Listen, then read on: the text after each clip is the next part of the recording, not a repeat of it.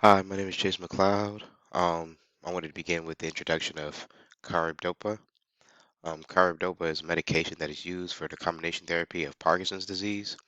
It's a peripheral dopa, DOPA, which is a decarboxylase inhibitor, which means that it blocks the peripheral dopa decarboxylase enzyme from converting levodopa L-DOPA into dopamine outside the brain. This will increase the amount of levodopa across the blood-brain barrier and increase the dopamine levels in the brain. So that means it will thereby be alleviating the symptoms of Parkinson's disease, such as tremors, stiffness, and difficulty with movement.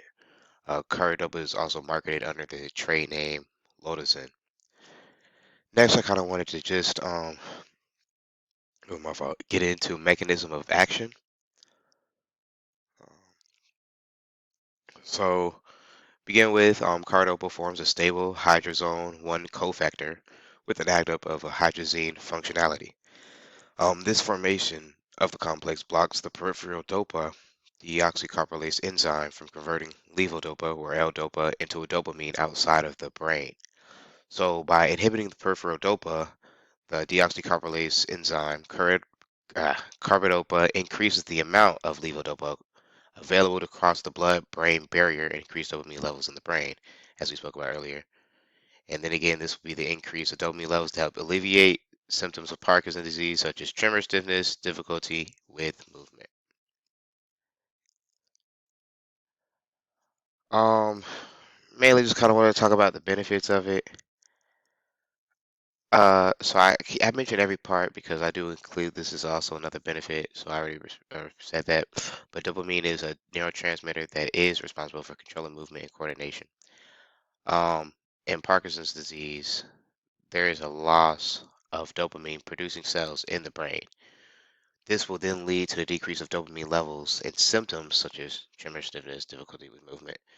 By blocking the peripheral dopa, the enzyme of the more levodopa is able to cross the blood barrier to increase the dopamine levels.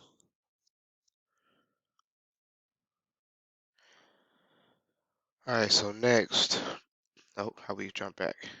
Next, I wanted to talk about the X-ray crystallography of it. So let me move my screen so you see a little bit better.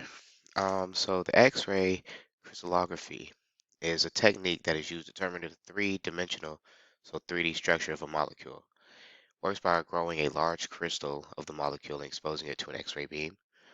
Um, this X-ray then penetrates the crystal and interacts with the electrons within the molecules, producing diffraction patterns. These diffraction patterns are then measured and used to determine the arrangement of the atoms within the molecule. So for this diagram, picture, I kind of just wanted to show how it works. So here's your X-ray source, you got your beams, goes from the crystals, and then because of that, you have the your diffraction of pattern generated by the crystal.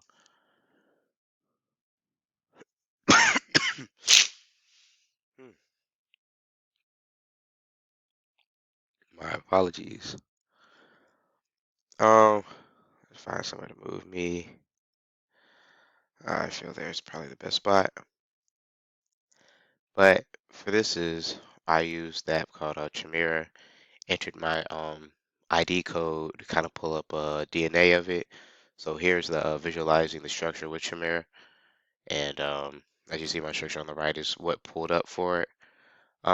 So Chimera can be used to visualize a 3D structure of a molecule, including the bound structure of Carbidopa in the DCC active site as determined by X-ray crystallography.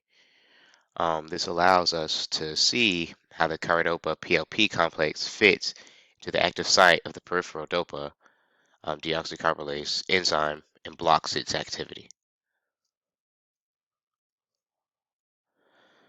So to really summarize all of my points today, um, I would like to pretty much broke it down into like three main things that I feel like I talked about the most. And so that carbidopa is a medication used to treat Parkinson's disease by blocking the peripheral dopa, the deoxycarbolase enzyme, and by increasing the levodopa availability and dopamine levels. X-ray crystallography and chimeric program were used to visualize the bound structure of carbidopa in DDC active sites.